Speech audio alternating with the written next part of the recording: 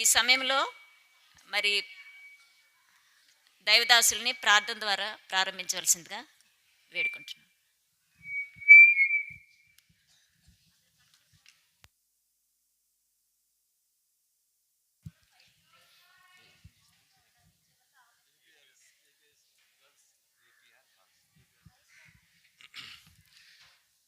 ప్రేమ స్వరూపిణి మా తండ్రి, కృప కనికరం గల మా దేవ, సర్వాధికారి, సర్వ సృష్టికి ఆది సంభూతుడ, మారని మహిమల దేవ, గండు అయిన గొప్ప రాజా, మీ ఘనమైన ఉన్నతమైన పరిశుద్ధమైన నామం బట్టి మీ స్తోత్రాలు చెల్లించుకుంటున్నాం. అనాది కాల సంకల్పంలో, మీ ఏర్పాట్లో, ఈ సంవత్సరంలో, ఈ మాసంలో, ఈ దినము, ఈ సమయానికి ఈ విధంగా ప్రభా తండ్రి ఏపీఆర్ గర్ల్స్ క్యాంపస్లో ప్రభానిచ్చిన మా తండ్రి ఈ చిన్న కోడిక కొరకై మీరు చేసిన ఏర్పాటును బట్టి స్తోత్రములు.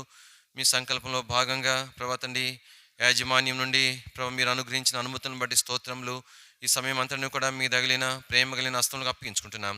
ఆది అంతం మీరు వహించవలసిందిగా మీ అధ్యక్షతన ప్రభా ఈ కోడిక అంతట్లో సహాయపడవలసిందిగా ప్రార్థన చేస్తుంటున్నాం.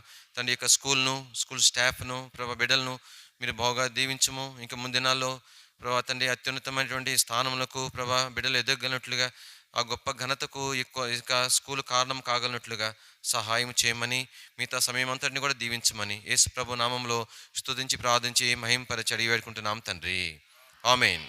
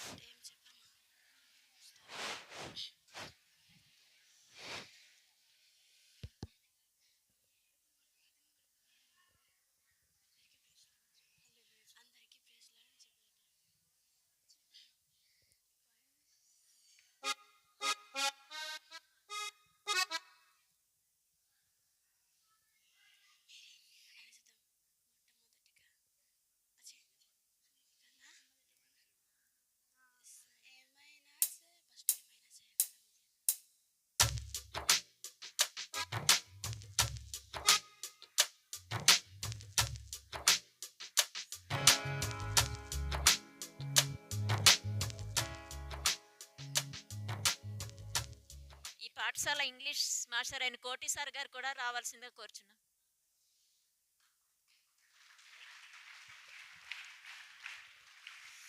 కోటి మాస్టర్, కోటి సార్, కుమారి మేడం గారు, కోటి సార్ అండ్ కుమారి మేడం గారు, మీరు ఎక్కడున్నా సరే ఈ వేదిక దగ్గరికి రావాలని కోరుకుంటున్నాం. అలాగే ఉపాధ్యాయేతర సిబ్బంది మీరు కూడా ఈ కార్యక్రమంలో పాలు పంచుకోవాల్సింది కోరుతున్నాం. సో అందరు కూడా భాగస్వాములు కావాలని కోరుకుంటున్నాం. ఆ దేవుని యొక్క చల్లని దీవెనలు మీ అందరికీ అందించాలని మరి ఒక మంచి కార్యక్రమాన్ని మన పాఠశాలలో ఏర్పాటు చేయడం జరిగింది. కాబట్టి అందరు కూడా ఈ కార్యక్రమంలో భాగస్వామి కావాల్సింది కోరుచున్నాం.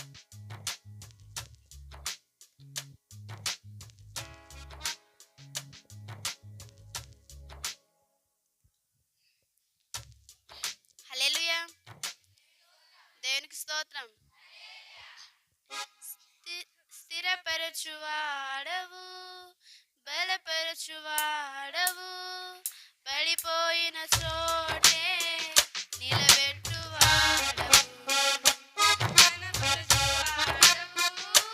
హెచ్చించువాడవు, మా పక్షము నిలచి జయమిచ్చువాడవు, స్థిరపరచువాడవు, బలపరచువాడవు, పడిపోయిన చోటే నిలబెట్టువాడవు, ఘనపరచువాడవు,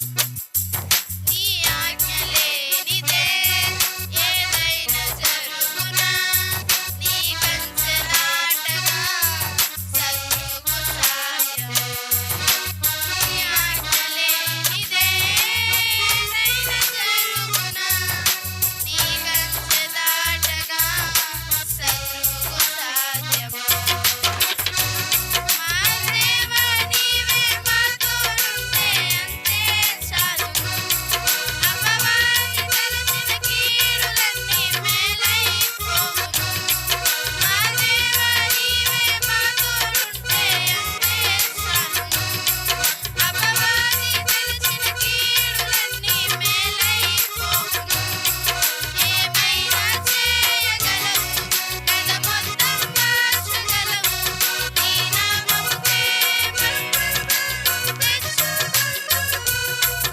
ఏమైనా చేయగలవు కథ మొత్తం మార్చగలవు నీ నామముకే మహిమ తెచ్చుకుందువు యేసయ్యా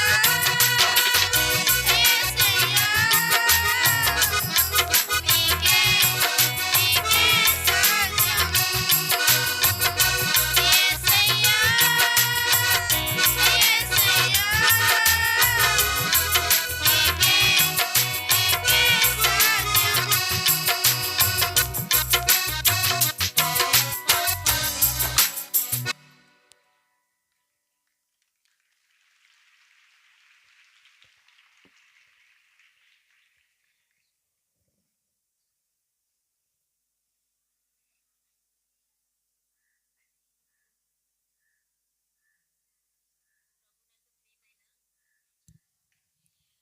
మహదేవ్ అంకుల్ కూడా మన దగ్గరికి వచ్చారు. వారిని బట్టి దేవుని స్తుతిస్తున్నాను. అలాగే ఆనంద్ అన్న కూడా మన దగ్గరికి వచ్చారు. వారిని బట్టి కూడా దేవునికి వందనం చెల్లిస్తున్నాను. ఈ సమయంలో దైవదాసులు వాక్యం అందించవలసిందిగా కోరుచున్నాను.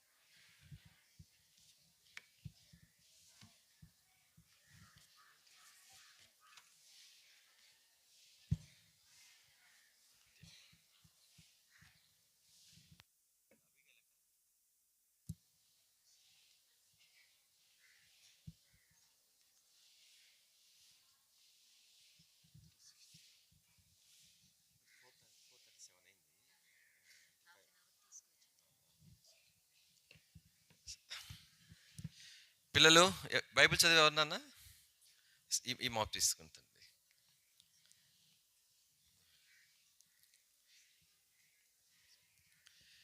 నేను ముందుగా మీకు రెఫరెన్స్ చెప్తాను, తీసి పెట్టుకోండి. యోహాను సువార్త 3:16. మీ అందరికీ యేసు ప్రభు నామములో మేము ఒక శుభములు చెప్తున్నాం. చాలా సంతోషం మీ అందరిని చూడటం. మేము లోపలికి రాము, మీరు బయటికి రారు, కానీ గొప్ప ఆధిక్యత దేవుడు మాకు ఇచ్చినాడు మీ అందరి మధ్యకి రావటం అనేటువంటిది. సరే, ఈరోజు జాగ్రత్తగా వినాల పిల్లలు, కొన్ని నిమిషాల్లో ముగిస్తాను. ఈరోజు ఏ సందర్భంగా ఈ కూడికి ఏర్పాటు చేయబడింది? మినీ హ్యాపీ క్రిస్మస్ అంటే యేసు ప్రభు యొక్క జన్మ సందర్భంగా ఏర్పాటు చేయబడింది. దీని కొరకే కొంత ఉపోద్ఘాతాన్ని నేను చెప్తాను, చాలా త్వరగా ముగిస్తాను. బైబిల్లో ఏమని రాయబడిందంటే యోహాను సువార్త 3వ అధ్యాయము 16వ వచనం. దేవుడు లోకమును ఎంతో ప్రేమించెను కాగా ఆయన తన అద్వితీయ కుమారునిగా పుట్టిన వాని యందు విశ్వసించు ప్రతి వాడును నశింపక నిత్య జీవము పొందునట్లు ఆయనను అనుగ్రహించెను. కాబట్టి దేవుడు లోకమును ఏం చేశాడంటే చెప్పండి, ఎంతో ప్రేమించినాడు. బిడ్డలారా గుర్తుపెట్టుకోండి, మీ మనసులో రాసి పెట్టుకోండి. దేవుడు మనల్ని ఏం చేస్తున్నాడు? ప్రేమిస్తున్నాడు. ఎంత ప్రేమిస్తున్నాడో తెలుసునా? ఇంతని చెప్పలేం. ఒకవేళ బాహ్య పరిస్థితులు దేవుడు ప్రేమించడానికి కొంత రుజువుగా కనబడకపోవచ్చు, అయినా వాస్తవమైన విషయం ఏంటంటే దేవుడు మనల్ని ఏం చేస్తున్నాడు? ఎంతో ప్రేమిస్తున్నాడు. ఆ ప్రేమలో భాగమే యేసు ప్రభువారు ఈ లోకానికి పంపించబడడం. అర్థమవుతుందా? యేసు ప్రభు ఈ లోకానికి పంపించబడంటే ఎందుకు పంపించబడ్డాడు? దేవుడు మనల్ని ప్రేమించుచున్నాడు గనక ఆయనను మన కొరకు ఏం చేసినాడు? ఈ లోకానికి పంపించినాడు. కాబట్టి దేవుడు మనల్ని ఎంతగా ప్రేమించినాడంటే కొన్ని మాటలు నేను చెప్తాను. దేవుని ఎడల, మానవుని ఎడల దేవునికి ఎంత ప్రేమ ఉందో తెలిసిన. ఉదాహరణకు దేవుడు నేల మట్టితో మానవుని చేసినాడు. ఎట్లా చేసినాడు? దేవుని స్వరూపములో మనుషుని చేసినాడు. ఎట్లా చేసినాడు చెప్పండి? అంటే మనం ఏ రూపము? అచ్చము దేవుని రూపమే. అంటే పరలోకములో కోట్ల కొలది దేవదూతలు ఉన్నా కూడా ఏ ఒక్కరు కూడా దేవుని స్వరూపంలో ఉండరు. కేవలము ఎవరిని ఆయన స్వరూపంలో చేసినాడు? మనల్ని మాత్రమే. మనకు 2 కళ్ళు, ముక్కు, చేతులు, 2 కాళ్ళు, ఈ రూపమే, దేవుని రూపమే మనకి ఇచ్చినాడు. అర్థమవుతుందా? ఇక దేవుడు మనల్ని ఎంతగా ఆయన ప్రేమించినాడనంటే, దేవుడు మనుషుని చేయక మునిపే ఏం చేశాడో తెలుసునండి? సృష్టిని చేసినాడు. ఏం చేసినాడు? ఈ సృష్టి అంతా ఎవరి కోసం చేసినాడు? మన కోసం చేసినాడు. మన లోపం లేకపోతే సృష్టి అవసరమే లే. ఈ సృష్టి ఎంత అల్పమైందో తెలిసిన. దేవుని వాక్యం చెప్తుంది, మనుషుడు చాపను చుట్టినట్లుగా దేవుడు భూమి, ఆకాశాలు, చంద్రుడు ఇదంతా చుట్టేస్తాడంట. ఇట్లాంటి ఎన్నైనా దేవుడు చేయగలడు. సృష్టి ప్రాముఖ్యం కాదు. మన కొరకు దేవుడు ఏం చేసినాడు? సృష్టిని చేసినాడు. సూర్యుడిని మన కోసం చేసినాడు. చంద్రుడిని మన కోసం చేసినాడు. భూమి మీదే ఎందుకు ఆక్సిజన్ ఉంది అంటే మన కోసం చేసినాడు. అర్థమవుతుందా? మంచి ఏదైనా తోట వేసినాడు. ఎవరి కోసము? మనుషుని కొరకే చేసినాడు. అందుమాత్రమే కాదు, దేవుని మనుషుని ఎంత ప్రేమ అంటే మానవునికి దేవుడు అధికారం ఇచ్చినాడు. ఏమి ఇచ్చినాడు చెప్పండి? అది ఆయన మనుషుడు ఏది చెప్తే అది జరగాల. మొట్టమొదటి మనుషుని చేసినప్పుడు జంతువుల్లో కానీ మనుషుల్లో కానీ ఎవరికెవరు కీడు చేసుకునేది లేదు. అర్థమవుతుందా? ఎంత మంచి సృష్టిని దేవుడు చేసినాడు అనంటే, చిన్న బిడ్డ పోయి నాగుపాముతో చక్కగా ఆడుకోవచ్చు. అర్థమవుతుందా? అంటే ఇప్పుడు కాలానికి కంపేర్ చేసి చెప్తున్నాను. సింహం దగ్గర పోయి సెల్ఫీ తీసుకోవచ్చు. సింహపు నోట్లో తలకాయ పెట్టవచ్చు, ఏమి చేయదు. సృష్టి అంతటికి దేవుడు మనుషునికి ఏమి ఇచ్చినాడు? అధికారం ఇచ్చినాడు. ఏ పేరు పెడితే ఆ పేరే. దేవుడు మనుషుడి విషయంలో దేవునికి ఉద్దేశం ఏంటంటే స్వాతంత్ర్యం ఇచ్చినాడు. ఏ విషయంలో మానవుని బలవంత పెట్టాడు? ఇష్టపూర్వకంగా చేయాలా. అంతే. దాసత్వంలో బంధించి ఏమి కూడా దేవుడు కోరడు. ఆ క్రమంలో దేవుడు ఏమి కోరినాడంటే, మానవుణ్ణి ఇంతగా ప్రేమించిన దేవుడు ఆయన మాట వినాలి అని మాత్రమే కోరినాడు. అయితే ఆది మానవుడైన ఆదాము ఏం చేసినాడు? దేవుని మాట వినలేదు. ఇంతగా ప్రేమించిన దేవుని తను తృణీకరించినాడు. బిడ్డలారా, ఈ రోజు వరకు కూడా మానవుని యొక్క స్వభావం అదే. దేవుడు మన నుండి ఏమి అడగట్లేదు, ఆయన మాట వినాలని కోరుతున్నాడు. కానీ మనుషుడు ఏం చేయట్లేదు? దేవుని మాట వినటం మానివేసినాడు. అక్కడ నుండి ప్రారంభించినాడు దేవుడు. ఎందుకోసమని, నా మాట వినేవాడు ఒకడు కావాలని ఎతికితే ఒక ఆయన దొరికినాడు. ఆయన పేరేంటో తెలిసిన? నోవహు. చెప్పండి. లోకంలో ఉన్న మనుషులందరూ చెడిపోయి ఉంటే నోవహు ఒక్కడే నీతిమంతుడుగా దేవుని మాట వినేవాడుగా కనబడితే దేవుడు సంతోషపడిపోయి నోవహుని ఏర్పాటు చేసుకుంటే చివరికి నోవహు కూడా దేవుణ్ణి విసర్జించినాడు. త్రాగుబోతు అయిపోయినాడు. తర్వాత ఇంకా ఎదుగుతూ వచ్చినాడు. దేవుడు ఎవరిని ఏర్పాటు చేస్తున్నాడంటే అబ్రహాముని ఏర్పాటు చేసుకున్నాడు. ఎవరిని ఏర్పాటు చేస్తున్నాడు చెప్పండి? అబ్రహాము సంతానమును దేవుడు భూమి మీద ఆయన జనాంగంగా ఏర్పాటు చేసుకున్నాడు. ఎందుకో తెలుసునా? లోకమంతటికి ఒక మెసేజ్ వెళ్ళాలా. ఏంటా మెసేజ్ అంటే, దేవుడు ఆయన ఉన్నాడు, దేవుని యొక్క గుణగణాలు ఎలాగుంటాయి, దేవుని యొక్క అయిష్టాలు ఎలాగుంటాయి, ఇలా చేస్తే దేవుడు ఇష్టపడి ఆశీర్వదిస్తాడు, ఇలా చేస్తే దేవునికి బాధ కలిగిద్ది, కోపం వస్తుంది, శిక్షిస్తాడు అనేది లోకమంతటికి అర్థం అవ్వాలని ఒక జనాంగాన్ని దేవుడు ఏర్పాటు చేసుకున్నాడు. ఆ జనాంగం ఎవరో తెలుసునా? ఆ జనాంగము ఇశ్రాయేలీలు. ఎవరు చెప్పిన? ఆ జనాంగము ఇశ్రాయేలీలు. విచారమైన సంగతి ఏంటంటే, ఆయన పేరు పెట్టబడిన జనాంగమైన ఇశ్రాయేలీలు కూడా లోకమంతా వారిని చూచి దేవుడు ఉన్నాడు, ఇలాగుంటాడని తెలుసుకోవాలని వారిని ఏర్పాటు చేసుకున్నా కూడా వారు కూడా దేవుని ఏం చేసినారు? తృణీకరించినారు. ఏం చేసినారు? తృణీకరించి ఏం చేసినారు తెలిసిన? మతములో చిక్కుకుపోయినారు. దేంట్లో చిక్కుపోయినారు? బిడ్డలారా గుర్తుపెట్టుకోనండి, క్రైస్తవేతర మతము అనేది ఆచారాలు అనేటువంటిది, ఫెస్టివల్స్ కానీ పండగలు, వాటి ఆచారాలన్నీ మానవ సంబంధమైన కల్పితములే కానీ దేవుడు మానవుని కొరకు ఏర్పాటు చేసింది కాదు. ఇశ్రాయేలీయులు దేంట్లో చిక్కుపోయినారు? ఇప్పుడు పాపంలో చిక్కుపోయినారు. తర్వాత దేంట్లో చిక్కుపోయినారు? మతంలో చిక్కుపోయినారు. అదే దేవునికి స్తోత్రాలు. దేవాతి దేవుడు మనల్ని ప్రేమించినాడు కదా. మనల్ని ప్రేమించిన కారణాన్ని బట్టి ఎవరిని పంపించినాడు? యేసు క్రీస్తుని పంపించినాడు. తర్వాత తీసిపెట్టుకునే వాక్యము ఎఫెసీ రాసిన పత్రిక 1వ అధ్యాయం 8వ వచనం. కాబట్టి దేవుని వాక్యంలో మనం చూస్తే చదవండి, ఎఫెసీ 1:8. అక్కడ ఏమని రాయబడి ఉంటుందంటే, దేవుడు యేసు ప్రభుని లోకానికి పంపించడం అనేటువంటిది అనాది కాలంలో దేవుని యొక్క ఏర్పాటు అని అక్కడ రాయబడి ఉంటుంది. చదువుతారా? కాలము సంపూర్ణమైనప్పుడు జరగవలసిన మైక్ పెట్టుకున్నాను, దగ్గర పెట్టుకో. కాలము సంపూర్ణమైనప్పుడు జరగవలసిన ఏర్పాటును బట్టి ఆయన తన దయ సంకల్పము చొప్పున తన చిత్తమున గూర్చి కాలము సంపూర్ణమైనప్పుడు జరగవలసిన ఏర్పాటును బట్టి తన సంకల్పం చొప్పున తన చిత్త ప్రకారముగా యేసు ప్రభువారు ఏం చేయబడ్డాడు ఈ లోకానికి? అంటే యేసు ప్రభువారు ఎప్పుడు రావాలనేటువంటిది దేవుడు నిశ్చయమైనటువంటి సమయాన్ని ఆయన నిర్ణయించినాడు. ఆ ప్రకారముగానే యేసు ప్రభువారు ఈ లోకానికి ఆయన వచ్చినాడు. ఇప్పుడు అసలు విషయానికి వస్తున్నాం. అక్కడ యేసు ప్రభువారు ఈ లోకంలో జన్మించినాడు. యేసు ప్రభు జన్మించినాడని అంటానికి కొన్ని విషయాలు చెప్తాను. యాదృచ్ఛికంగా అనుకోకుండా ఆయన జన్మించిన వాడు కాదు. ఆయన ఈ లోకంలో ఎలాగ జన్మించాలి అంటే కన్యక గర్భంలో జన్మించాలా. ఎలా జన్మించాలా అంటే దేవుడి లోకానికి రావటానికి ఎట్లయినా రావచ్చు. ఆయన పరలోకం నుండి నేరుగా ఇట్లాగ వచ్చేసేయచ్చు. అర్థమవుతుందా? కానీ చూడండి, దేవుని యొక్క విధానం చూడండి. లోకంలో మనుషులమైన మనమందరము, వారు మగవారైనా ఆడవారైనా జన్మించడానికి ఎవరి ద్వారా జన్మించాలని దేవుడు ఏర్పాటు చేసినాడు? చెప్పండి. మగవాళ్ళ ద్వారానా, ఆడవాళ్ళ ద్వారానా? కాబట్టి చూసారా, లోకము స్త్రీలను మొదటి నుంచి కూడా కాబట్టి అణిచివేసేటువంటి ధోరణి ఉంటుంది. అయితే దేవుడు ఎలాంటి శ్రేష్టమైన వారిగా స్త్రీని ఉంచినాడో చూడండి. అయితే పురుషుని ఎరగని కన్యకనే ఏర్పాటు చేసుకున్నాడు దేవుడు, స్త్రీని ఏర్పాటు చేసుకున్నాడు.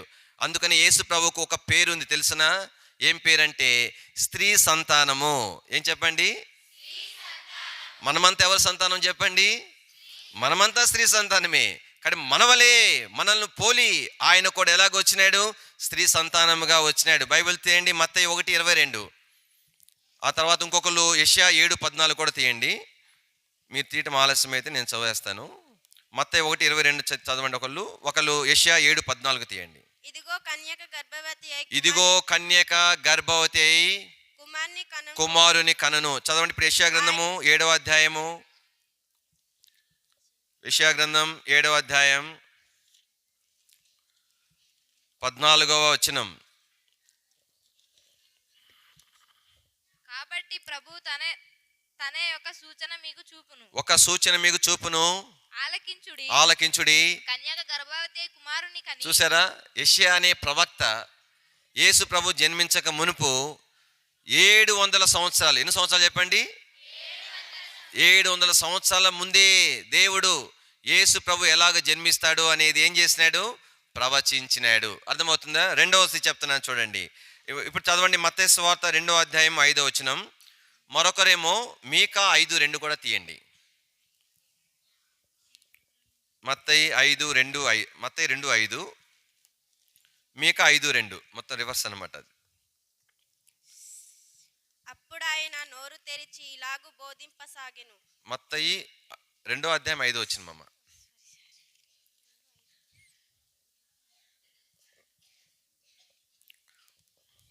అందుకు వారు యూదయ బెత్లెహేములోనే ఏలయనగా యూదా దేశపు బెత్లెహేమ. కాబట్టి యూదయ దేశపు బెత్లెహేమ. యేసు ప్రభు ఎక్కడ పుట్టినాడు?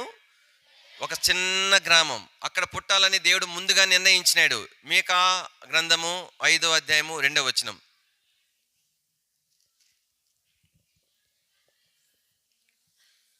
బెత్లెహేము ఎఫ్రాతా యూదా వారి కుటుంబములలో. చూసారా, కాబట్టి ఎక్కడ యేసు ప్రభు పుట్టాలి అనేటువంటిది ఎప్పుడు దేవుడు చెప్పండి? మీకా అనే ప్రవక్త ద్వారా నిర్ణయించిన ప్రకారంగా జన్మించినాడు. ఆ తర్వాత పరిస్థితులు కూడా ఎలాంటి పరిస్థితులు రానయ్యాయి అనేది అన్నీ కూడా ప్రీ ప్లాన్డ్గా అనమాట. అంటే విద్యార్థులు ఎలాగైతే చదువుకోవడానికి చక్కని ఒక ప్లాన్ను అమలు చేస్తారు, ఉపాధ్యాయులు కానీ ఇంకెవరైనా వ్యాపారస్తులు కానీ ఎలాగుంటారు, దేవుని యొక్క ప్లాన్స్ అంతకంటే పర్ఫెక్ట్గా ఉంటాయి. ఆయన ముందుగా నిర్ణయించినాడు. అప్పుడు ఎలాంటి పరిస్థితులు జరుగుతాయో ఆ పరిస్థితుల్లో యేసు ప్రభు ఐగుప్తు దేశానికి వెళ్ళిపోవాల్సి వస్తుంది. ఆ సంగతి దేవుడు ముందే చెప్తా వచ్చినాడు. 15వ వచనం, మత్తయి సువార్త 2వ అధ్యాయము 15వ వచనం.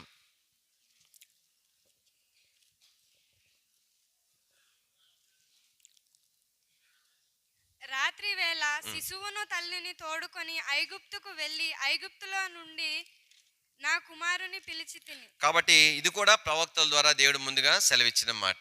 ఐగుప్తులో నుండి నా కుమారుని నేను పిలిచాను అని. బిడ్డలారా, ఇక్కడ యేసు ప్రభువారి జన్మం విషయమై మనం ఆలోచన చేస్తే, యేసు ప్రభువారు లేఖనాలలో కొన్ని వందల సంవత్సరాల క్రితము దేవుడు ముందుగా తన ప్రవక్తల ద్వారా సెలవిచ్చిన రీతిగా యేసు ప్రభువారు ఈ లోకంలో ఆయన జన్మించినాడు. కానీ ఇంతకుముందు గుర్తు చేశాను మూలవాక్యం, దేవుడు లోకమును ఎంతో ప్రేమించెను. అందుకోసం యేసు ప్రభు ఈ లోకానికి వచ్చినాడు. ఎందుకు వచ్చినాడు? పాపములో మతములో చిక్కుకుపోయిన మానవుని విమోచించడు కొరకు యేసు ప్రభు ఈ లోకానికి వచ్చినాడు. ఇశ్రాయేల్ ప్రజలతో ఏమన్నాడు తెలిసిన? ఒకరు తీయండి, వాక్యం తీసి పెట్టండి. యోహాను సువార్త 8:39. ఇశ్రాయేల్ ప్రజలు అన్నారనమాట. ఏమన్నారు తెలిసిన? మేము అబ్రహాము సంతానము, మేము ఇశ్రాయేలీయులము అని అన్నారు. చదవండి, ఇప్పుడు ఆ వచనం చదవండి, 8:39. అందుకు వారు ఆయనతో మా తండ్రి అబ్రహాం అనిరి. మా తండ్రి అబ్రహాం, మేము ఇశ్రాయేలీయులం అన్నారు. యేసు ప్రభు ఏమన్నాడు తెలుసా వాళ్ళతో? అదే అధ్యాయంలో 34వ వచనం, కొన్ని పైన ఉంటుంది చూడండి. అందుకు యేసు పాపము చేయు ప్రతివాడు, ప్రతివాడంటే ఎవరైనా, క్రైస్తవుడని లేదు, క్రైస్తవేతరుడని లేదు, ఈ దేశం ఆ దేశం అని లేదు, యూదులతో చెప్తున్నాడు ఈ మాట. ఇశ్రాయేలీయులారా, మీరు కూడా ఎవరైనా సరే పాపము చేసే ప్రతివాడు, చదవండి, పాపమునకు దాసుడు. ఇంకో మాట కూడా చెప్పినాడు ఇశ్రాయేలీయులతో యేసు ప్రభువారు 8వ అధ్యాయంలోనే 44వ వచనం. మీరు మీ తండ్రి యొక్క అపవాది సంబంధులు. కాబట్టి మనుషులు దేంట్లో చిక్కుపోయినారు? మతంలో చిక్కుపోయినారు, సాతాన్ చేతిలో చిక్కుపోయినారు, పాపంలో చిక్కుపోయినారు. బిడ్డలారా, అలాంటి ప్రతి మానవుని విమోచించడం కొరకే యేసు ప్రభువారు లేఖనానుసారంగా ఈ లోకానికి వచ్చినాడు. ఆయన వచ్చి ఏం చేశాడో తెలిసిన? మతాన్ని పక్కన పెట్టేసినాడు. ఏం చేశాడు ఆయన? మతాన్ని పక్కన పెట్టేసినాడు. మతంలో ఏమని ఉందో తెలుసా? విశ్రాంతి దినాన ఏ మంచి పని చేయకూడదు అని ఉంది. అయితే యేసు ప్రభు ఏం చేశాడనంటే, ఒక మాట చూపిస్తాను.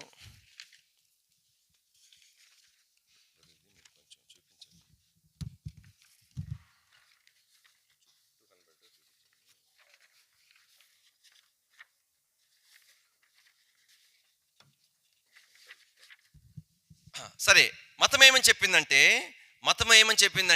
విశ్రాంతి దినాన్ని ఏ మంచి పని చేయకూడదని చెప్పింది. యేసుప్రభు ఏం చేసినాడు? మతాన్ని పక్కన పెట్టేసినాడు.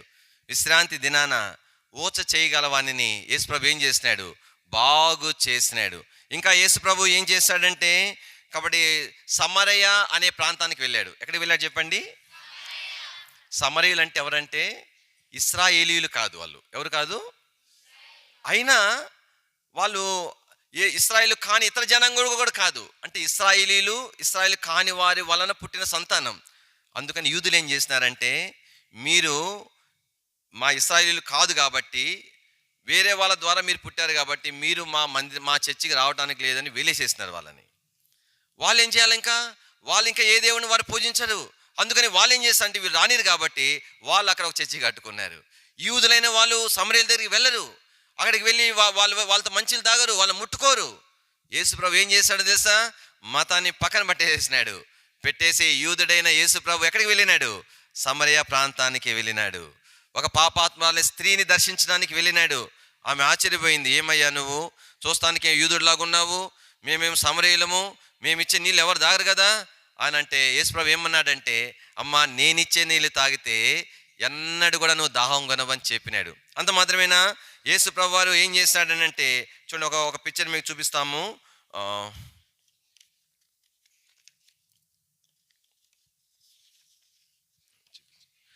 ఇక్కడ ఒక చుట్టూ చూపించండి. ఇక్కడ ఒక బొమ్మ కనబడతా ఉంది. అక్కడ ఒక స్త్రీని పట్టుకొని వచ్చినారు. దీని మీద కూడా బయట కొన్ని సినిమాల్లో కూడా ఇలాంటివి పెట్టినట్టు ఉన్నారు నాకు గుర్తుండి. ఒక స్త్రీని పట్టుకొని వచ్చినారు. ఎవరయ్యామనంటే వ్యభిచారము చేయుచుండగా పట్టుకున్న స్త్రీ. లోకం ఎంత వివక్ష చూపిస్తో తెలుసా అండి? వ్యభిచారము చేయుచుండగా తప్పు చేసేటప్పుడు పట్టుకున్నప్పుడు ఆ తప్పు చేసే వాణిని మాత్రం వదిలిపెట్టేసినారు.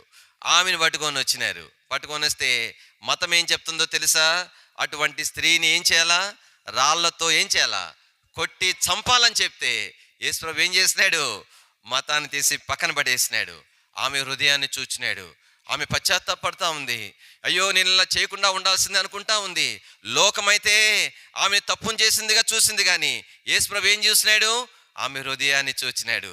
ఆమెను ఎంతగా ప్రేమించినాడంటే, ఎంతగా ఇష్టపడ్డాడంటే ఆమె జీవితాన్ని చూడలే, ఆమె హృదయాన్ని చూచి, ఆమె పశ్చాత్తాపాన్ని చూచి యేసుప్రభు ఏమన్నాడు? ఒక మాట అన్నాడు, అమ్మా అన్నాడు. ఏమన్నాడు చెప్పండి? అమ్మా అన్నాడు. ఎవరిని పడితే వాళ్ళని పిలుస్తాం అమ్మ. ఆ మాట ఇష్టమైన వాళ్ళని పిలిచే మంచి మాట అమ్మ. అంత ప్రేమతో పిలిచినాడు. ఇంకొక ఫోటో మేము చూపిస్తాము. ఇక్కడ ఒక ఆమె ఉంది. ఆమె పేరే పాపాత్మురాలైన స్త్రీ. ఒక ఆయన ఇంటికి భోజనాన్ని పిలిస్తే ఆమె వచ్చి యేసుప్రభు దగ్గరికి వచ్చిన తర్వాత, ఆయన ప్రేమను గురించి తెలుసుకున్న తర్వాత హృదయం బద్దలైపోయింది. నన్ను కూడా యేసుప్రభు ప్రేమిస్తున్న సంగతి తెలిసి కన్నీరు కారడం ప్రారంభించి ఆయన కాళ్ళ మీద కన్నీళ్ళన్నీ పడతా ఉన్నాయి. ఆయన తల వెంట్రుకలతో ఆయన పాదాలను తుడుస్తూ ఉంది. ఆయన మౌనంగా ఉన్నాడు. అప్పుడు ఆ మనుషుడు అనుకున్నాడు, భోజనాన్ని పిలిచిన మనుషుడు అనుకుంటున్నాడు, ఇట్లాంటి ఆమెను ఈయన అనుమతించినాడే అని అనుకుంటే యేసుప్రభు ఏం చేశాడు తెలుసా? అందరి ముందు ఆమెను పిలిచినాడు. ఈమెను చూసారా అని చెప్పినాడు. ఈమె ఎలాంటిదంటే, ఎంత మంచిదనంటే, కాబట్టి ఈమె విస్తారమైన పాపాలు చేసి ఉండొచ్చు, కానీ ఈమె విస్తారమైన పాపాలు ఏం చేయబడిపోయినాయి? క్షమించబడిపోయినాయి. ఏమైపోయినాయి? ఎందుకు? ఆమె తన తప్పిదం విషయమే పశ్చాత్తాపడింది. అంటే లోకము తృణీకరించినా కూడా యేసుప్రభు ఏం చేస్తాడని చెప్పండి? ప్రేమించినాడు. అర్థమవుతుందా? అందుకని యేసుప్రభు ఒక పేరు పెట్టినారు సమాజం. ఆయన ఎవరో తెలుసునా? పాపుల స్నేహితుడు అన్నారు. ఏమన్నా చెప్పండి? ఎంత డేర్ అంటే యేసుప్రభుకి, యేసుప్రభే చెప్పినాడు. మీరంటాం కాదు. నేను ఎందుకు వచ్చినానంటే పాపులను పిలవటానికి వచ్చానని చెప్పినాడు. ఏమని చెప్పినాడు చెప్పండి? పాపులను పిలవటానికి వచ్చిన, నీతిమంతుల కోసం రాలేదని చెప్పినాడు యేసుప్రభు. చూసారా బిడ్డలారా? కాబట్టి ఈ యొక్క సాయంకాల సమయంలో యేసుప్రభు యొక్క ప్రేమను గురించి మేము మీతో ప్రకటిస్తూ ఉంటున్నాం. యేసుప్రభు ఈ లోకానికి రావాల్సిన ఆవశ్యకత ఏమిటి అని అంటే, నిన్ను నన్ను పాపం నుంచి విమోచించడానికి ఈ లోకానికి వచ్చినాడు. ఆయన ఈ లోకానికి ఎందుకు వచ్చినాడు తెలిసిన? ఆయన చనిపోవటానికి పుట్టినవాడు. ఇదేంటి చెప్పండి? యేసుప్రభు క్రిస్మస్ అంటే అర్థం ఏంటి? యేసుప్రభు యొక్క బర్త్డే కదా. ఏం చెప్పాలి చెప్పండి? మనం happy birthday my dear Jesus అని చెప్పాలి కదా. మన పుట్టినరోజుకి ఏం చెప్తారు? ఎవరైనా వచ్చి, ఫ్రెండ్స్ వచ్చి, అంకుల్ వాళ్ళు, ఆంటీ వాళ్ళు వచ్చి హ్యాపీ బర్త్డే, నువ్వు నిండు నూరేళ్ళు ఆరోగ్యంగా నువ్వు బ్రతకాలా అంటారు కదా. చాలండి. యేసు ప్రభు మాత్రమే చనిపోవటం కొరకై పుట్టినాడు. లోకంలో ఇంకెవ్వరు అందుకోసం పుట్టలే. యేసు ప్రభు పుట్టినప్పుడు, ఇప్పుడు అవన్నీ చూపించను, సమయం ముగించే ముందు, ఒక సుమియోన్ అనే ఒక ప్రవక్త వచ్చి చిన్న బిడ్డను చేతిలోకి తీసుకుని ఏమి చెప్పాడు తెలుసా? హ్యాపీ బర్త్డే చెప్పలే. ఏమన్నాడు తెలుసా? ఆయన మరణముల గురించి మాట్లాడినాడు. అమ్మా, చిన్న బిడ్డ, పసిబిడ్డ చేతిలో తీసుకొని ఈయన చనిపోబోతున్నాడు అని చెప్పినాడు. ఎవరైనా చెప్తారా? నిజమే, ఆయన వచ్చింది అందుకోసం. తనని గురించి తాను కూడా యేసుప్రభు ఏం చెప్పుకున్నాడో తెలుసునండి? నేను పరిచారము చేయించుకోవటానికి, కాళ్ళు గడిగించుకోవటానికి, దండాలు పెట్టించుకోవటానికి రాలే. నేను మీకు పరిచర్య చేయడానికి వచ్చాను. మీ కాళ్ళు గడగటానికి వచ్చాను. మీతో కడిగించుకోవడానికి కాదు నేను వచ్చింది, మీ కాళ్ళు గడగటానికి వచ్చాను. మీరు నాకు సేవకులు కాదు, నేను మీకు సేవకుడుగా ఉండటానికి వచ్చాను. అంత మాత్రమే కాదు, అనేకులకు ప్రతిగా, విమోచన క్రయధనముగా నా ప్రాణం ఇవ్వటానికి వచ్చానని యేసుప్రభు బ్రతుకుల దినాల్లో చెప్తూ వచ్చినాడు. బిడ్డలారా, యేసుప్రభు ఎందుకు జన్మించినాడనే సందేశం ఏంటంటే, చనిపోవటం కొరకు జన్మించినాడు. ఆ సిమియోను ఇంకా ఏం చెప్పాడు తెలుసా? అమ్మా, ఈ చిన్న బిడ్డ చనిపోతాడు. ఎట్లా చనిపోతాడో తెలుసా? ఈయన చనిపోయినట్టుగా ఎవ్వరు ఎన్నడూ చనిపోలేదు. దేహం అంతా కొరడాలతో కొడతారు, ఎక్కడ చూసినా గాయాలే, ముళ్ళతో కిరీటం పెట్టి రెల్లు తీసుకొని కొడతారు. తలంతా గాయాలే, దేహమంతా గాయాలే, వీపంతా కూడా కొరడా దెబ్బలే. నువ్వు బ్రతికే ఉంటావు. అప్పటికి ఆ దెబ్బలు కొడుతుంటే చూస్తూ ఉంటావు. ఆ మరణం చూసి తట్టుకోలేవు నువ్వు. నీ హృదయంలో నుండి ఎంత బాధ నీకు కలిగిద్దంటే, నీ కొడుకును అంతగా మరి చిత్రహింస చేస్తుంటే ఒక కత్తి నీ గుండెలో దించేసి ఎంత నొప్పి వస్తుందో అంత నొప్పి వస్తుంది అని చెప్పినాడు. బిడ్డలారా, యేసు ప్రభు ఒక్కనే మాట నేను ముగిస్తున్నాను. దేవుడు నిన్ను ప్రేమిస్తున్నాడు. నిన్ను ప్రేమించుట్లో భాగమే యేసు ప్రభు ఈ లోకానికి రావటం. నీ కొరకు నా కొరకు ప్రాణం ఇవ్వట కొరకే యేసు ప్రభు జన్మించినాడు. ఆయన రక్తం కాచినాడు. ఎందుకనంటే రక్తము చిందింపబడకుండా పాప క్షమాపణ కలుగదు. బైబిల్ చెప్తుంది ఆ మాట. బైబిల్ ఇంకేం చెప్తుందో తెలిసిన? ఎడ్ల యొక్కయు మేకల యొక్కయు రక్తము మానవుని పరిహరించదు అని చెప్తుంది. యేసు ప్రభువారు స్త్రీ సంతానంగా శరీరధారికి ఎందుకు వచ్చినాడంటే నీ కొరకు నా కొరకు ఈ రీతిగా శిలువలో మరణించి రక్తము చిందించటానికి వచ్చినాడు. ఇది దేవుని ప్రేమ. దేవుని ప్రేమ ఆనాడు ఆదాముకు చూపించినాడు. దేవుడు తనను తన రూపంలో చేసుకున్నాడు ద్వారా తన ప్రేమంతనే కనుపరిచినాడు. ఈ దినాలలో కూడా పాపులమైన మనందరి ఎడల దేవుడు తన ప్రేమను ఈ రూపంలో కనుపరిచినాడు. అయితే మనం ఎందుకోసమని చనిపోయినాడు ఆయన? నీవు నేనేం చేయబడాలా? మన పాపముల నుంచి మనం ఏం చేయబడాలా? విమోచించబడాలా. విచారమైన సంగతి ఏంటంటే ఇప్పటికీ కూడా లోకము, మానవుడు దేవుని ఏం చేస్తూనే ఉన్నాడు చెప్పండి? తిరస్కరిస్తూనే ఉన్నాడు. అయినా కూడా దేవుడు నిన్ను ప్రేమిస్తున్నాడు. యేసు ప్రభు ఎంత మర్యాద గలవాడంటే, నేను ముగించక ముందు ఒక చిన్న బట్టాన్ని చూపిస్తాను. ఎంత మర్యాద గలవాడంటే ఆయన నీ దగ్గర నా దగ్గర వచ్చి తన గాయపడిన చేతులు చాచి మనల్ని పిలుస్తున్నాడు. ఇక్కడ ఈ బొమ్మ చాలాసార్లు చూసుంటారు మీరు. ఇదిగో తలుపు వద్ద నిల్చుండి తట్టుచున్నాను. దేవునికి చోటు ఇవ్వకపోయినా ఆయన నీ యొక్క నా యొక్క పాపాల కొరకు చేయవలసినంత శిలువలో చేసి ముగించి ఉచితంగా మన పాపాలు క్షమించడానికి పిలుస్తున్నా, మనం పోకపోయినా ఇష్టం లేకపోయినా ఆయన నీ కొరకు నా కొరకు వేచి ఉన్నాడు. బలవంతం పెట్టాడు సుమా. గుండె బద్దలు కొట్టుకొని లోపల రాగలడు, కానీ రాడు. నీ అనుమతి లేకుండా, నీ ఇష్టం లేకుండా నీ హృదయంలోనికి యేసు ప్రభు రాడు. ఆయనైతే వేచి ఉన్నాడు నీ కోసం మాత్రం. ఎందుకోసం అంటే మతములోనికి వెళ్ళటానికి కోసం కాదు. మతములో చిక్కుకున్న నిన్ను పాపము నుంచి విడిపించి పరిశుద్ధమైన దేవుని రాజ్యంలో చేర్చుడు కొరకు నీ కొరకు వేచి ఉన్నాడు. ఈ యొక్క సాయంకాల సమయంలో నీ తీర్మానం ఏమిటి? నీ హృదయం దగ్గర కూడా యేసు ప్రభు వేచి ఉన్నాడు. ఎందుకంటే ఆయన నీ లోపలికి రావాలని, నీతోనే ఉండిపోవాలని. అర్థమవుతుందా? దేవాతి దేవుడు పరిశుద్ధుడు పాపిన మానవుని. అందుకని ఇంకో మాట చెప్తాను. యేసు అంటే అర్థమైందంటే ఇమ్మానుయేల్. ఏం చెప్పండి? ఇమ్మానుయేల్ అంటే పాపిన మానవుడు, పరిశుద్ధుడైన దేవుడు ఇద్దరు కలుసుకుంటకు సాధనం. ఇమ్మానుయేల్ అంటే అర్థమేంటి? మనం పాపులము, ఆయన పరిశుద్ధుడు దేవుడు, ఇద్దరం ఎప్పుడూ కలుసుకోలేం. అయితే మనల్ని కలిపిన వాడే ఇమ్మానుయేల్ అయిన యేసు ప్రభు. ఆయన రక్తము ద్వారా మన పాపాల క్షమాపణ కలుగుతుంది. అలాగని మనం కలుస్తూ ఉంటున్నాం. ఒక చిన్న కథ చెప్తాను మీకు. ఒక చిన్న బిడ్డ ఉండేది. ఆ బిడ్డ వాళ్ళ అమ్మ చాలా అసహ్యంగా ఉండేది. వాళ్ళమ్మ ఎంత అసహ్యంగా ఉండేదంటే ముఖమంతా చాలా నల్లగా మాడిపోయి ఉండేది అనమాట. అందుకని ఆ పాపకి చాలా సిగ్గు అనిపించేది మా అమ్మని చెప్పుకోవటానికి. అందుకని ఎప్పుడు స్కూల్కి తీసుకెళ్ళేది కాదు వాళ్ళ అమ్మని. ఆ పాప కూడా బాధపడేది. అరే మా అమ్మ ఎందుకు, అందరు అమ్మలు చూడు ఎంత బాగున్నారు, మా అమ్మ ఎందుకు ఇంత అసహ్యంగా ఉంది అని అనుకునేది. ఒకసారి అనుకోకుండా వాళ్ళ ఫ్రెండ్ వచ్చేసింది, ఇంటికి వచ్చేసిన తర్వాత గబాలు వాళ్ళ అమ్మని చూసి అడిగింది అనమాట. అరే ఏవే ఆమె ఎవరే అని అడిగింది. ఎవరు అడిగినారు? ఆ పాప వాళ్ళ ఫ్రెండ్.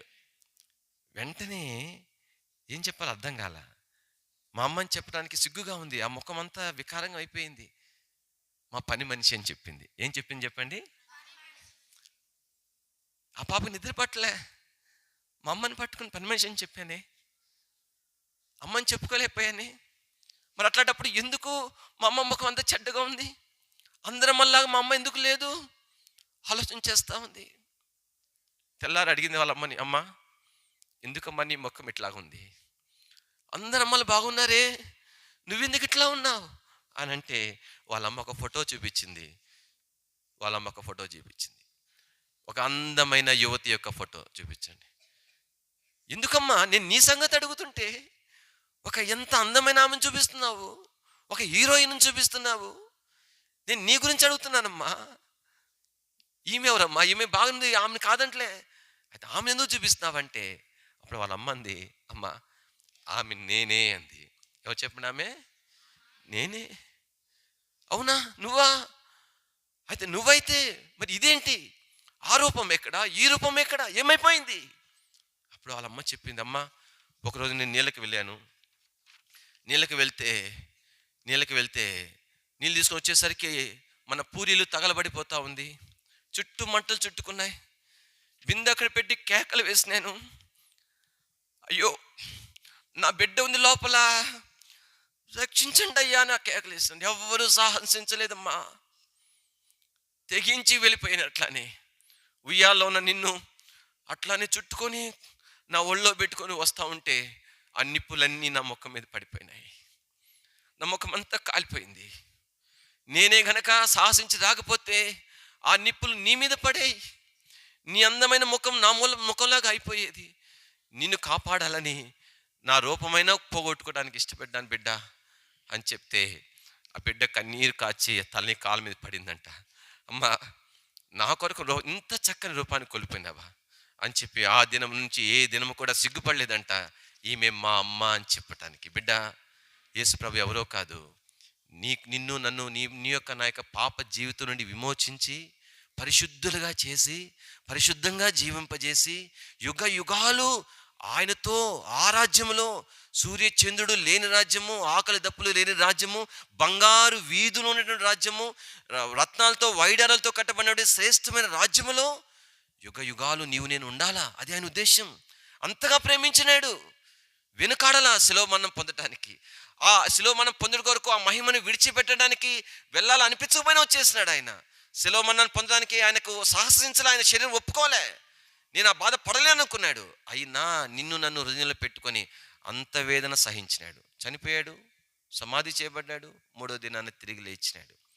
యేసుప్రభు 40 రోజులు సజీవుడిగా భూమి మీద ఉన్నాడు. అనేకులు చూస్తుండగా బేతనీ అనే ప్రాంతం నుంచి పరలోకానికి ఆరోహణం అయిపోయినాడు. దాదాపు 300 చిల్లర మంది మనుషులు చూస్తూ ఉన్నారు. ఆశ్చర్యంగా వెళ్ళిపోతూనే ఉన్నాడు. మేఘాలు వచ్చేసినాయి, వెళ్ళిపోయినాడు. ఇంక వీళ్ళు తిప్పుకోలేకపోతున్నారు. అట్లా చూస్తూ ఉంటే పైనుండి 2 ప్రకాశమానమైన మనుషులు కనబడ్డారు. వాళ్ళు అన్నారు, గలిలయ మనుషులారా, మీరు ఎందుకు ఆకాశం వైపు చూస్తున్నారు? యేసు ప్రభు ఎలాగ వెళ్ళినాడు అదే రీతిగా రాబోతున్నాడు. బిడ్డ, జ్ఞాపం పెట్టుకో, యేసు ప్రభు మిమ్మల్ని ప్రేమిస్తున్నాడు. నేను 2 మాటలు చెప్పుకొని నేను ముగించలేను. బైబిల్లో దేవుని గురించి ఎంత మంచి మాట ఉందంటే, అందరిని ఒకే రకంగా ప్రేమిస్తాడు యేసు ప్రభు. మగపిల్లలు ఆడపిల్లలను కూడా ఒకే రకంగా ప్రేమిస్తాడు.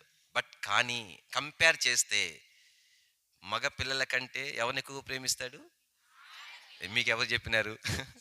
ఎస్, నిజమే. దానికి ఒక ఉదాహరణ ఉంది బైబిల్లో, ఇప్పుడు టైం లేక చూపించాను. బిడ్డ పుట్టిన తర్వాత ఆ తల్లికి రెస్ట్ డేస్ దేవుడు నిర్ణయించినాడు. మగ బిడ్డ పుట్టితేనేమో కొన్ని రోజులు ఆమె కడగా ఉండాలన్నమాట, రెస్ట్గా ఉండాలి, ఆ బిడ్డతో అటాచ్మెంట్ ఏర్పడాలని ధర్మశాస్త్రాలు చెప్పినాడు. అయితే ఆడబిడ్డ పుట్టిన దానికి మగ బిడ్డ పుట్టిన దానికి ఎన్ని రోజులు దేవుడు ఇచ్చినాడు? డబల్ ఇచ్చినాడు. ఏమి ఇచ్చినాడు?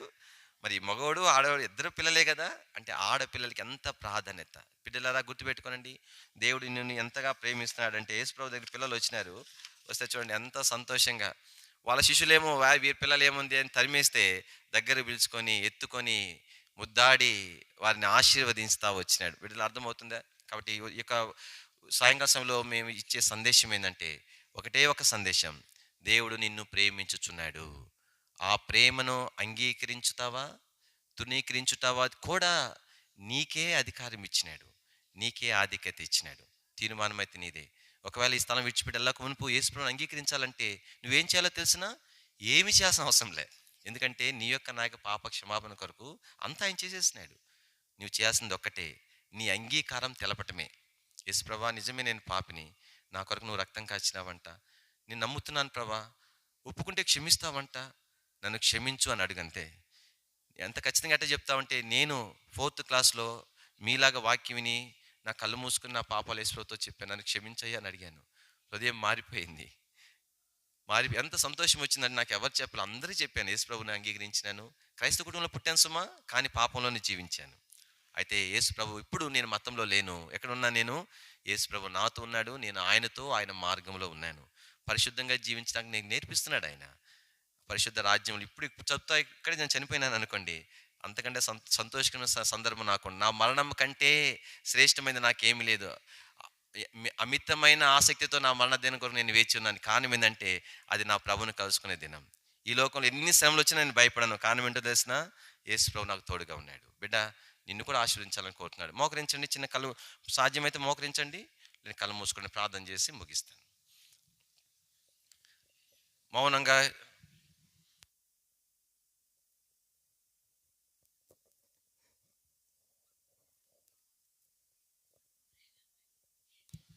అమ్మ ప్లీజ్ దయచేసి కూర్చోనండి. మేడం గారు కొంచెం మాట్లాడతాను.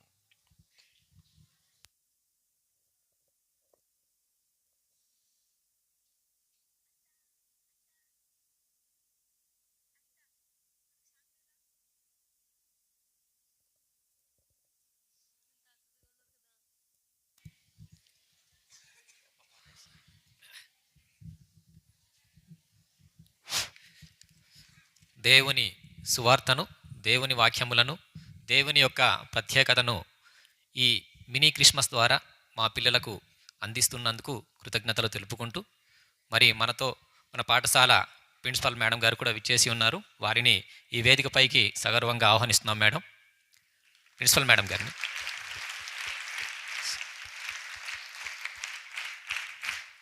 సో మేడం గారికి అనిత పుష్పగుచ్చం ఇచ్చి,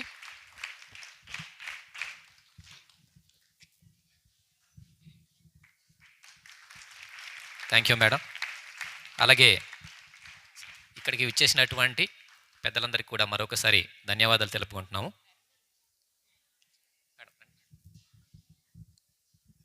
మరి ఈ మినీ క్రిస్మస్ని ఉద్దేశించి ప్రిన్సిపల్ మేడం గారు కూడా మీకు సందేశాన్ని అందించవలసింది కోరుచున్నాం. Madam,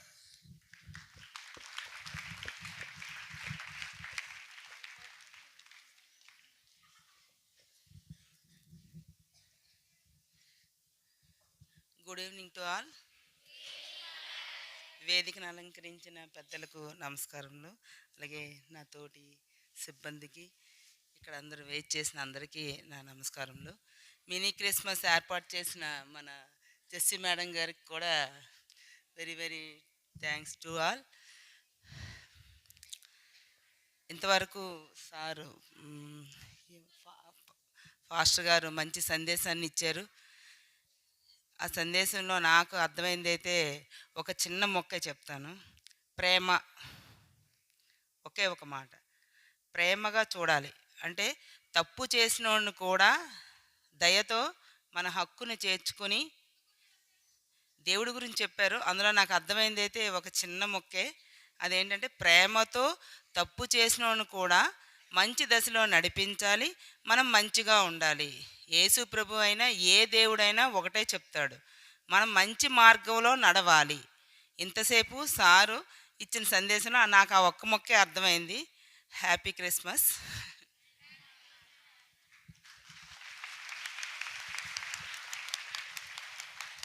thank you madam. Sir, మరి పాస్టర్ గారు మీ వాక్యాన్ని కంటిన్యూ చేయాల్సింది కోరుచున్నాం సార్.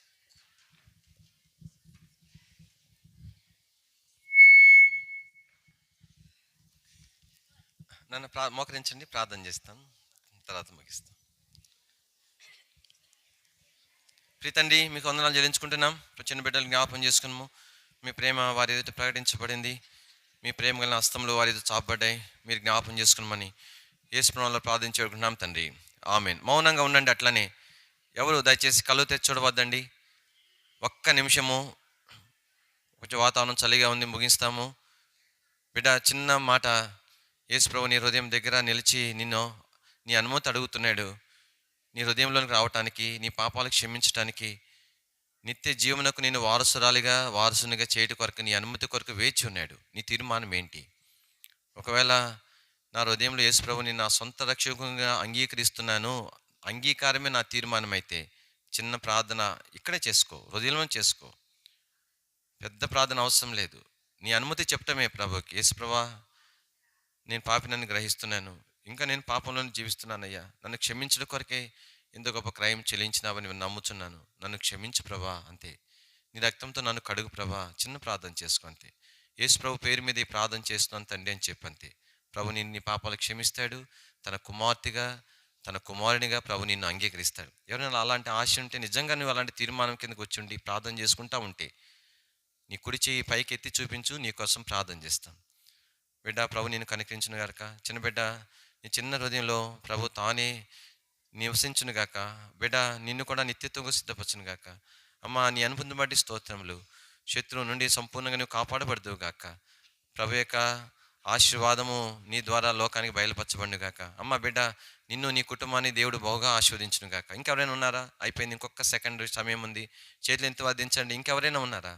ఇంకెవరైనా ఉన్నారా? ఈ చేతులు ఎత్తిన వారు చిన్న మాట, సంతోషమండి, చిన్న మాట నా వెనకాల పలకండి. యేసు ప్రభువా, నేను పాపిని, నా పాపములు క్షమించు. నన్ను ప్రేమించి నా కొరకే పరలోకం నుండి ఈ లోకంలో జన్మించి ప్రాణమిచ్చి రక్తము చిందించి సమాధి చేయబడి తిరిగి లేచినందుకు వందనములు.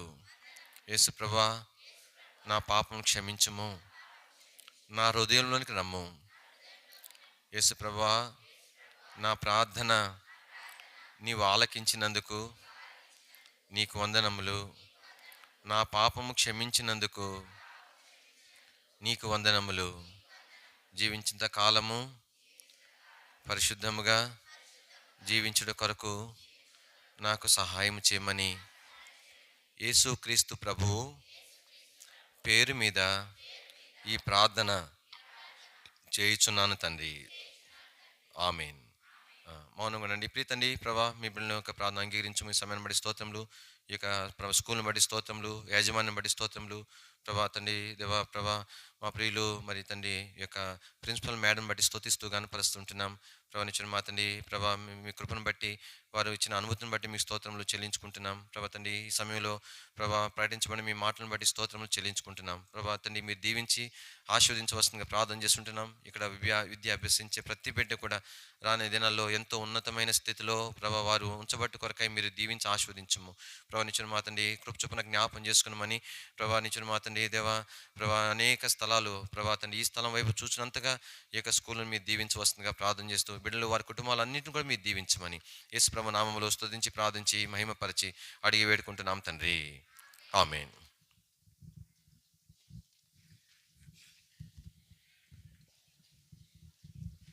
అనిత, సో సాంగ్ పాడాలి. Anitha and group.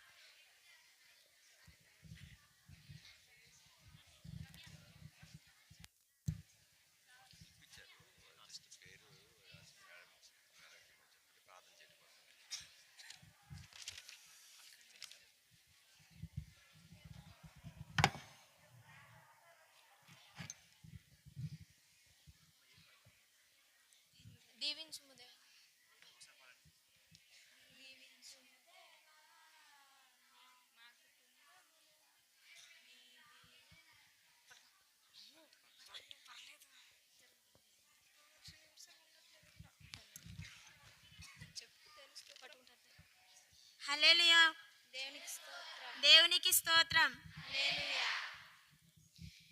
నీ ఆశీర్వాదం పొందిన కుటుంబం నీ సన్నిధిలోనే నిత్యం స్థిరపరచుము.